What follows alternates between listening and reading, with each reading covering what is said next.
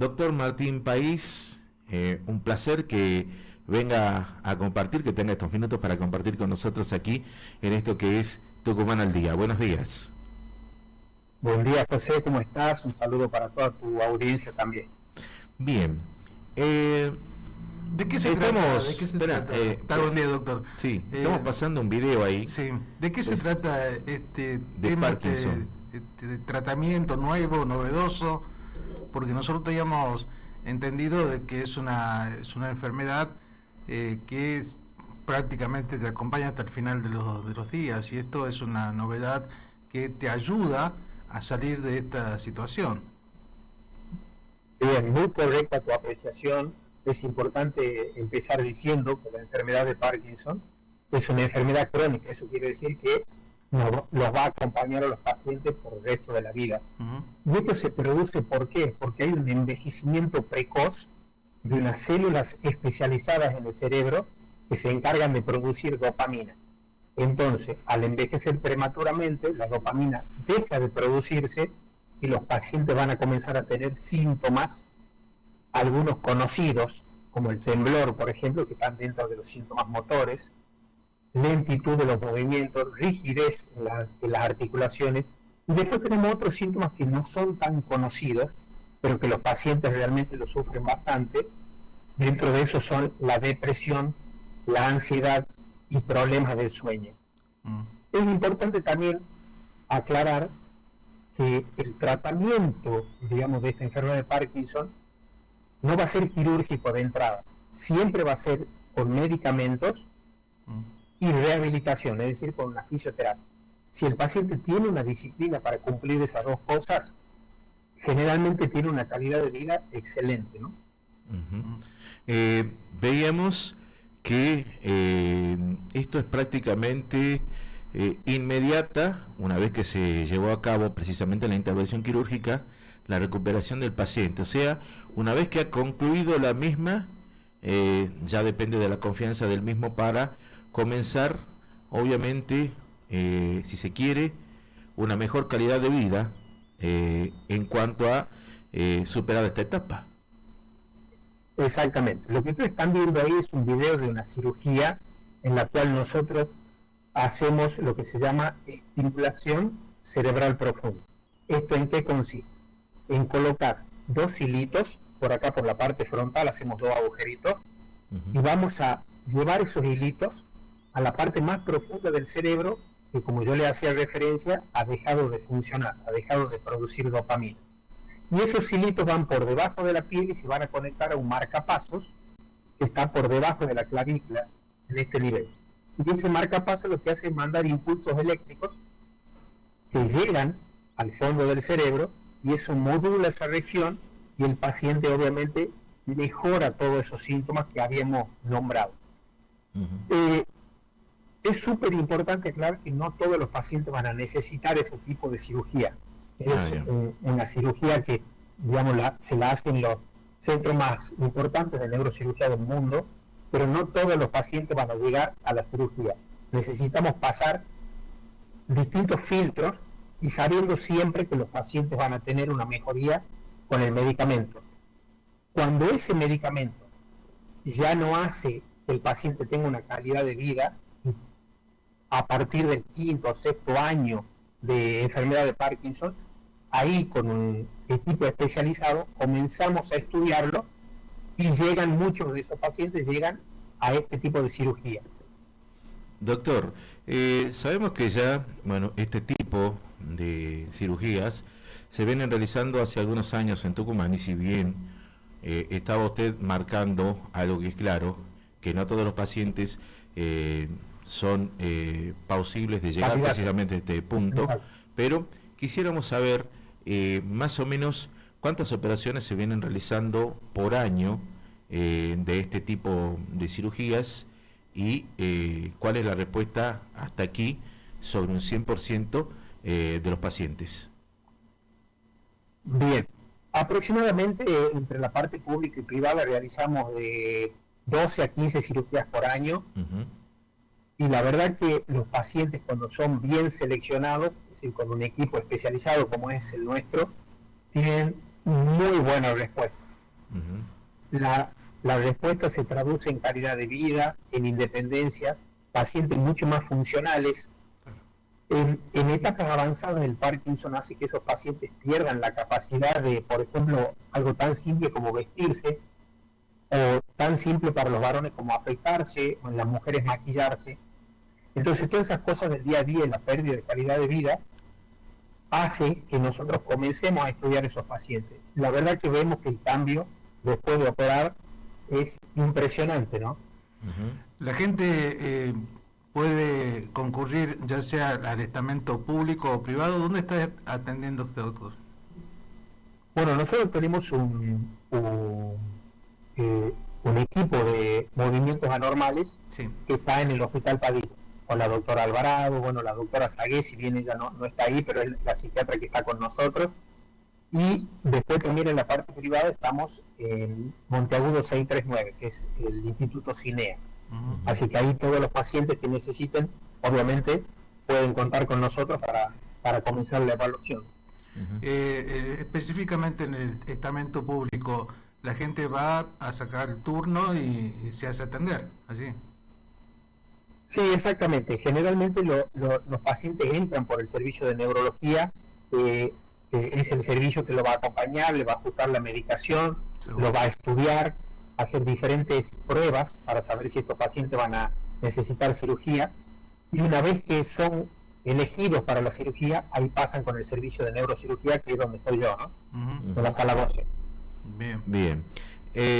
Doctor, sabemos que también realiza otro tipo de trabajos y precisamente operaciones que tienen que ver con cuestiones, operaciones nasales, o sea, su especialidad precisamente tiene que ver con cabeza y cuello, que son por ahí las zonas más sensibles que tiene el ser humano. Claro, mi especialidad es neurocirujano, y dentro de la neurocirugía nosotros hacemos, o sea, lo que son cirugías de movimientos anormales y neuromodulación, que es el caso de la cirugía de Parkinson que estábamos conversando. Sí. Y después tenemos la microcirugía, por así decirlo, y cirugía de base de cráneo. La cirugía por la nariz, por ejemplo, estamos haciendo mediante la nariz, entramos por endoscopio, y llegamos a una glandulita que se llama glándula hipófisis, que sería como el cerebrito, un cerebrito dentro del cerebro, porque es la que produce todas las hormonas que nosotros tenemos en el cuerpo, llámese hormona tiroidea, mantiene la presión arterial, por ejemplo, las hormonas de crecimiento, la hormona femenina, la hormona masculina, y alguna de esas células puede crecer y dar un tumor en esa glándula hipófisis. Cuando eso pasa, el paciente por ahí tiene alteraciones visuales y nosotros necesitamos descomprimir esa zona. Entonces, antes abríamos la cabeza, hoy entramos por la nariz a través de un endoscopio y podemos hacer esa resección mucho menos invasiva, y el paciente tiene, obviamente, una recuperación mucho más rápida también, ¿no? Seguro. De acuerdo, volviendo al tema del Parkinson, hay estadísticas que hablan de que los pacientes varones superan a las mujeres en esta enfermedad. ¿A esto a qué se debe? ¿Tiene algún tipo de información usted? Bueno, la verdad que es buena pregunta. No sé decirte, no sabemos realmente por un estudio científico por qué esa diferencia entre mujer y varón.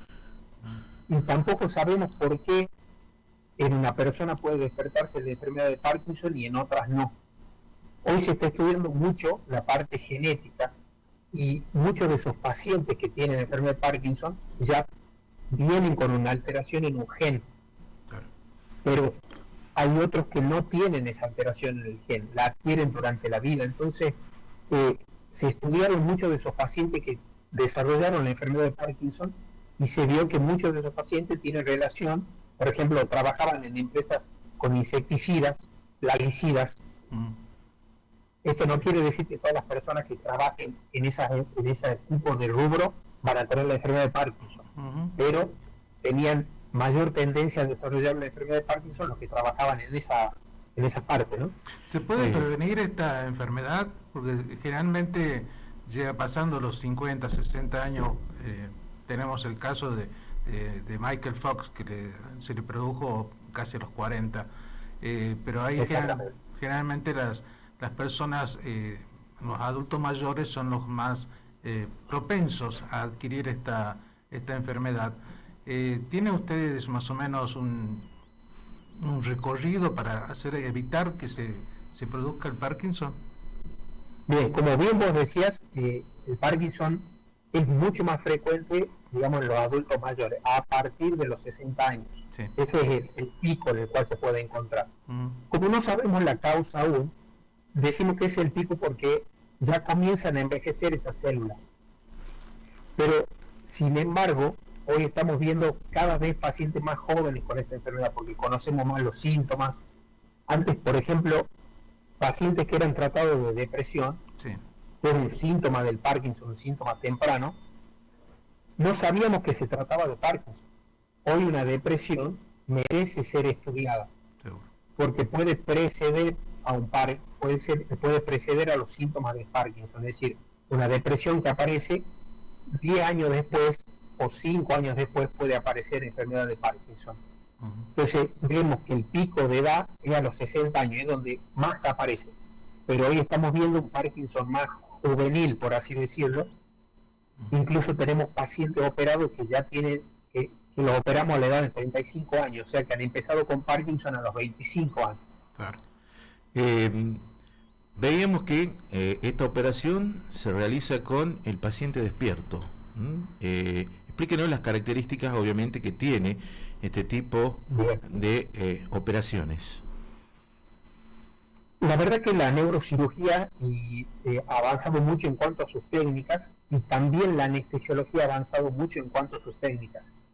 Operar los pacientes despiertos para nosotros es una ventaja enorme porque todo el tiempo el paciente nos va diciendo lo que siente, nos va haciendo un feedback permanente y eso nos permite a nosotros, por ejemplo, en la enfermedad de Parkinson, cuando estamos estimulando con esos hilitos en la parte más profunda del cerebro, saber si no estamos tocando fibra relacionada a la parte motora o que el paciente puede llegar a tener complicaciones si nosotros dejamos puesto mal, por así decirlo, el electrodo. Entonces, todo el tiempo el paciente nos va ayudando, nos va diciendo cómo se siente y evitamos de esa manera tener efectos adversos. Uh-huh. La primera parte del Parkinson, como ustedes hacían referencia, va de despierto, porque nosotros hacemos todas las pruebas habidas y por haber para evitar tener esas complicaciones. Y una pequeña parte de la cirugía que nosotros le llamamos segundo tiempo, ahí lo dormimos al paciente, eso es 1 hora, y a esos cablecitos que bajan por la piel lo conectamos acá a la batería. Como esa parte duele, entonces generalmente lo dormimos una pequeña partecita al paciente para que no sienta justamente ese malestar, ese dolor. Otra cirugía, digamos, con el paciente despierto que nosotros realizamos son resecciones de tumores que están ubicados, por ejemplo, en la zona del habla del paciente, que generalmente en esta zona izquierda, en el hemisferio izquierdo. Entonces son tumores que se encuentran invadiendo esa fibra. Lo que nosotros hacemos es mantenerlo al paciente despierto, justamente que a medida que vamos resecando, vamos monitoreando toda esa región. Van pidiendo que diga algo. Claro. Exactamente, viendo que no lesionemos esa fibra tan importante que son las del habla, o por ejemplo las fibras que mueven el brazo o las piernas. El paciente nos va diciendo todo el tiempo cómo se siente. De este lado de la cabeza estamos nosotros, neurocirujanos, y del otro lado están neuropsicólogos, neurólogos, que lo van evaluando al paciente, y a medida que nosotros vamos resecando, el paciente va viendo imágenes, va hablando con los psicólogos, con el neuropsicólogo. Entonces de esa manera hacemos una cirugía súper segura, ¿no? Eso nos permite resecar bastante lesión sin lesionar el cerebro.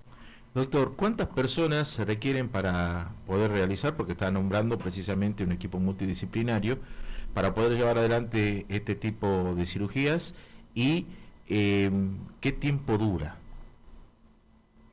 Bien, todo de acuerdo, digamos, al tamaño de la lesión y a la localización.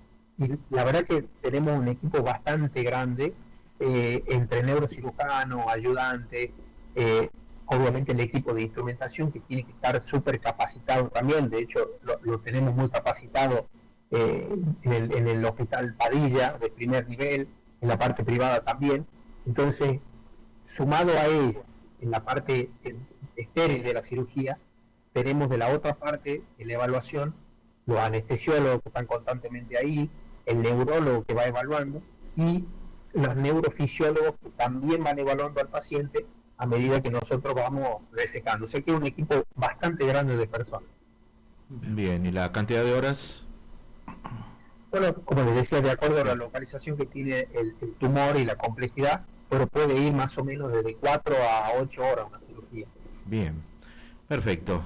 Bastante claro y bastante completo lo que ha sido esa exposición de doctor Martín País. Queremos agradecerle este tiempo porque obviamente son operaciones de alta complejidad que se llevan a cabo en nuestra provincia y por ahí la gente no sabe, no conoce que precisamente este tipo de trabajos son los que destacan y sobre todo a los profesionales que la realizan. Por eso queremos agradecerle este tiempo y bueno, un poquito demorado porque no pudimos coincidir el sábado próximo pasado para esta charla. Esperamos que haya pasado un feliz día cuando ha sido la celebración del Día del Cirujano. Bueno, muchísimas gracias, José. Yo les agradezco realmente por la posibilidad de expresarme y obviamente que las personas conozcan un poco lo que hacemos y que sepan que cuenten con nosotros en el Hospital Padilla, obviamente, o donde ellos obviamente nos quieran buscar también, en el CINEA no hay problema, pero que sepan que tenemos un equipo muy especializado y estamos a disposición. Y son tucumanos. Exactamente. Muchas gracias. Muchísimas gracias, muchas felicidades para ustedes, que tengan un excelente día.